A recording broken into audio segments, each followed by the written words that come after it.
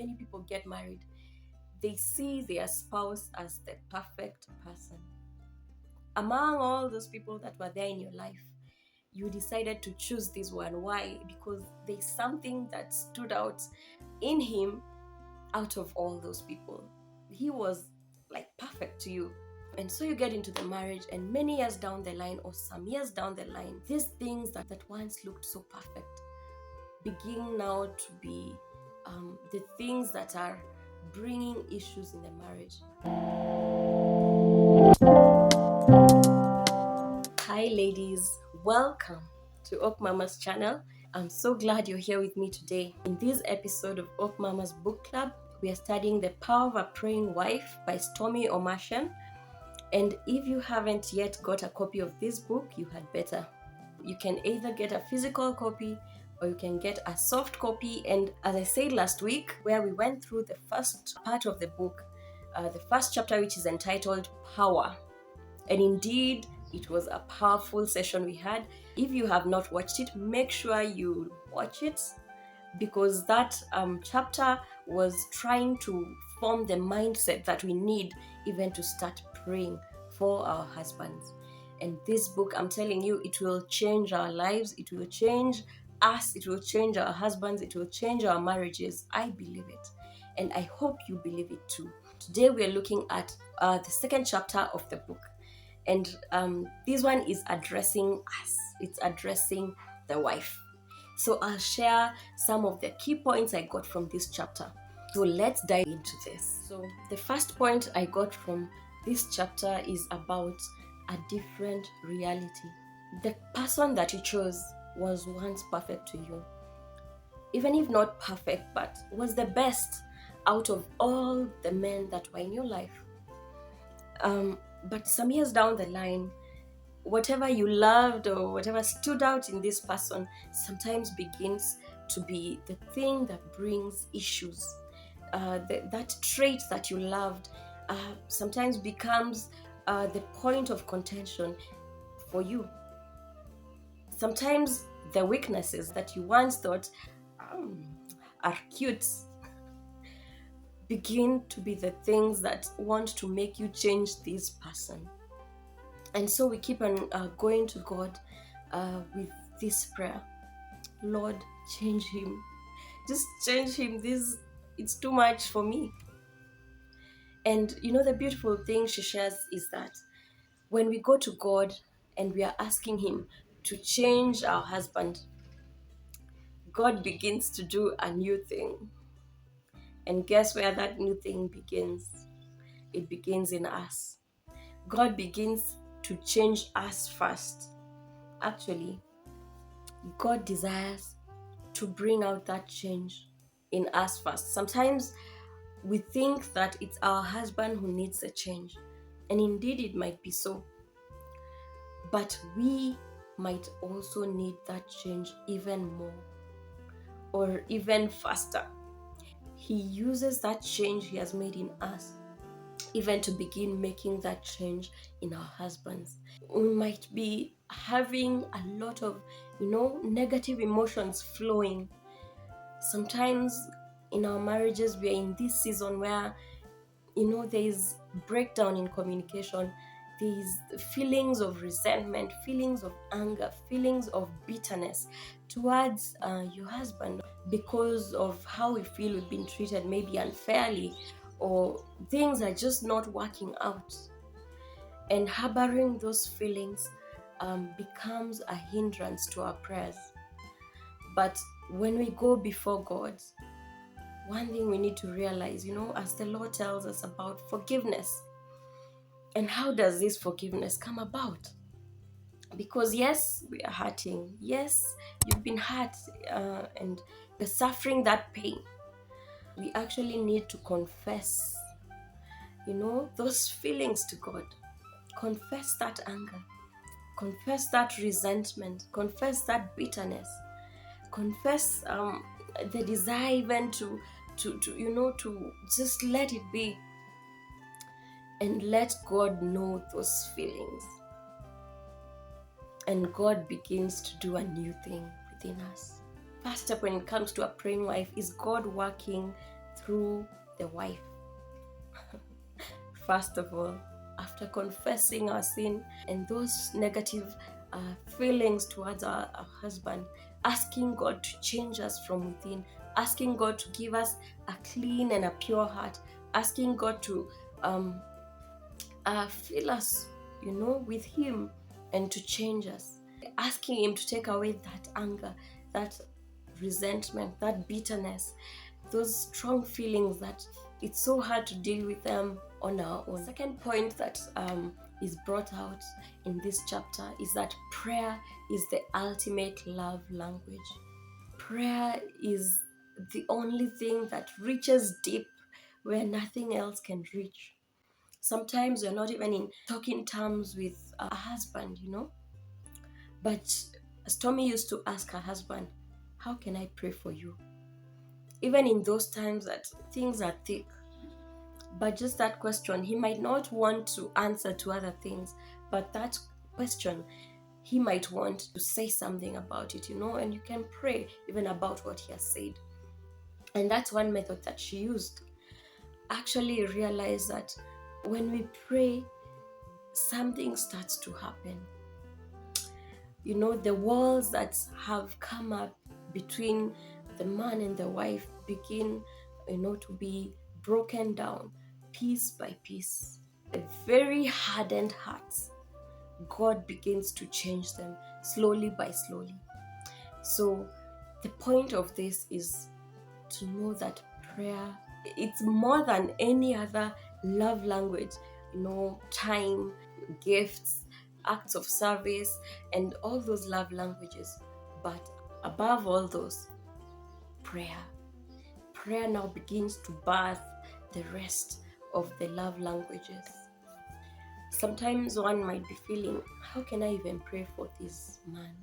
I don't feel like it. I don't even like him at this moment, But think of it, if someone asks you to pray for their child maybe who's not doing the right thing or who's wayward at that point, will you pray? And most of us will answer yes. God is asking us to pray for his child. His child just happens to be your husband. The third point that was so powerful to me is shut up and pray. And it reminds me of the first few years in marriage. Sometimes you want your husband to do something, and I kept on repeating it and repeating it and repeating it. Maybe I wanted him to change something, and I kept on repeating it, thinking that maybe he was not getting it. But guess what? It comes out as nagging to the husband. And nagging will never work for them, will never work for us. Sometimes in the middle of, an argument or a disagreement, let me call it, we want to share what is in our hearts and we want to blurt out our feelings bluntly as possible. But Stormy shares that sharing just what we feel, just for the sake of sharing it over, for the sake of venting out, can do more damage than good. It's so important to know when to share, what we need to share, and if we need to share. Sometimes the things that we are feeling in our hearts and those things that are itching us to spill out and to tell him, we need to tell God actually first. And then God also sifts our words so that when and he guides us to the right time to share, so that even if something is hurting us or something is really something is really disturbing us or upsetting us, when is the right time to share it? God gives wisdom when to speak about a matter and how to speak it. And it is in God's will that if we have to say anything, especially anything about the negative traits, to do it in love. The point 4 that I derived from this chapter is about creating a home that is a safe haven for your husband. And that is the duty of every wife. It doesn't matter whether you're earning more money than him, not earning at all, or earning less, how important it is for a wife to take her role with a lot of seriousness and with a lot of commitment to create, a beautiful home, a clean space, a place where the husband can come and rest after work. And it does not have to be perfect, but at least we have to make effort. And also for our bodies, to take good care of our bodies. She talks about a certain radio show where there was a lady saying that her husband is no longer attracted to her. And so the radio host asked the lady, "What are you doing to make yourself attractive?" And she had no answer. And so the emphasis is that how much we need to take care of ourselves, of our bodies, exercise. Women, I know we go through quite some body changes, especially after childbearing, and it can be quite a struggle for many of us. Sometimes, husbands may mention it, and we don't like it when they mention it. But maybe they don't have to get to that point of mentioning it, but we ourselves can choose to to be healthier, to be more fit, to dress in an attractive way. If you're married to him, it means that at one point there was something extra about you. So what is that thing that sometimes you lose along the way? And that's what she's talking about. More than that, the best thing that a wife can do to be a better person is spending time with God. And so, taking care of ourselves physically, taking care of our home, and taking care of our spiritual lives. Time listening to God, reading His Word, meditating on God's Word, time praying, in worship. It makes a whole lot of difference. Actually, she says that what am I doing to make myself attractive to my husband? Do I keep myself clean and smelling good? Some of us maybe dress the whole day for chores, or for sleep. We forget that we need to look good even at home, despite all the work we need to do. We still need to look good.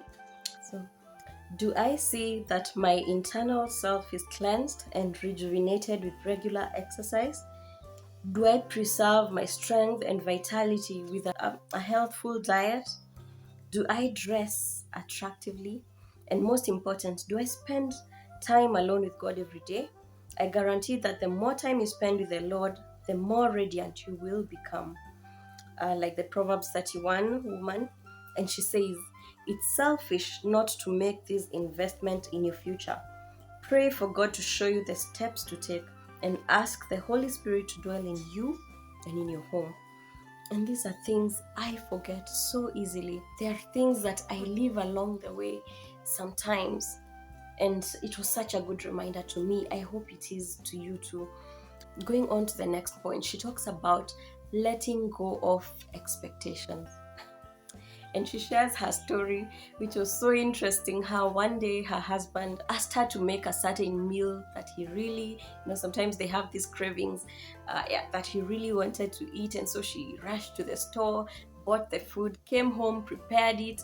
And when he came home that night, he said, "I don't feel like chicken, I feel like lamb chops."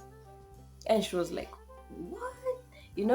Whatever went through her mind, luckily she did say it out. And that happens to us a lot of the time. Sometimes we have these expectations of our husbands, especially in the first few years. Okay, all through. But sometimes we do have these, heavy expectations on them, and we want them to meet our every need. But she learns, and I learned, and many of us are learning that sometimes we need to reduce the kind of expectations we place on our husbands. Sometimes we might demand too much of them, in terms of them meeting our every need. And sometimes only God can meet some of those needs, actually, because it takes them a lot of effort, to pursue their dreams, and also to try and meet each and every one of that need that we have. What I learned from this is that it's good to evaluate what are those things that maybe I am, asking of my husband to do, that is beyond his reach, or even if not beyond his reach, but is pushing him too hard. If it's something I can adjust, and also relying on God to meet some of those needs. For example, she used to expect the husband to come home every night for dinner, and sometimes it says working late, blah blah. And it reached a point where she decided for herself that I'm going to be preparing dinner for all of them, yes, but serve as if it's for her and the kids. And if he joins us, what a pleasure. And if he doesn't, it is well. Some of us, maybe our husbands never compliment us or never affirm us, And yes, we have that desire. Yes, we have that need. Actually, it's a need for us. We need that affection, but we're not getting it, maybe. But can I decide? Can you decide that even if he doesn't tell me I look good, I will look good for myself? Yes, for him, for myself, for God. I'll do whatever I have to do. Even if I'm not appreciated, I'll still do what I need to do. And so this will help lower those expectations that we sometimes put heavy on them, and they lead also to, to clashes later on. The final point I gathered from this chapter is about keeping the respect. And I know many of us, sometimes, in these disagreements or in the issues we have, sometimes, maybe a husband might say something insensitive or do something insensitive, and you're thinking, dude, and maybe a certain word crosses your mind, or certain thoughts cross your mind. She gives the example of there's this lady called Mika. She was the wife of David. And when David danced to the Lord, his kingly garments fell off and he was left with his undergarments. And she was ashamed of it. She showed him spite because of that. Yet he was dancing unto the Lord. Sometimes the things we think are bad towards us, sometimes in the eyes of God, they're not. She encourages us to seek what is the truth of God, what is God's, perfect, what is God's standard in line with how our husband should be, and that is what we should seek. And so she talks about keeping respect at the utmost. And it's easy for a wife to lose respect for her husband, especially when they don't behave in the way that we expected them to, when they don't treat us in the way that we had expected from the word go. But respect is one thing that she says that it can cost us a lot. It cost Queen Vashti her position as queen. In the story in the book of Esther in the Bible, and all that the king had required of her was to dress nicely and be presentable in front of his friends. And sometimes, maybe that's what our husband needs. Just, just behave, well, in front of his friends. Don't bash him in public. Some of these things, even in the home. And there's more of that maybe we learn along the way. But respect is something that we need to really keep. It's in the words that we speak. And that's why she was talking about shut up and pray, because some of the words we speak don't even need to come out of our mouths. But since they are in us, we can share with God, and we can, confess and ask Him to help us and to forgive us. And so this chapter was so powerful for me. And later on, there's a prayer that Tommy shares And there are also other prayers along the way. I'll put it in the description box so that you can follow along with it. This is a guideline. So, in your own time, in your own way, you can also pray in whichever way you feel comfortable with that guideline. At this point, I just want to ask you, if you have not subscribed to this channel yet, I don't know what you're waiting for. You really need to do that. You really need to subscribe so that we'll keep growing together and we'll keep learning together. If you have enjoyed this video, please give it a big thumbs up. I really will appreciate that. I look forward to seeing you in the next video, even as we continue to pray. Just continue, to make the prayer that we've learned today, to bring these matters that we've learned today before God, because we are not able to do them by our own strength. It's only by God's strength, okay? It's only by the Spirit of God that we can be the kind of wife, that you can be the kind of wife, that I can be the kind of wife that my husband really needs. Join me in the next video next time. Bye-bye.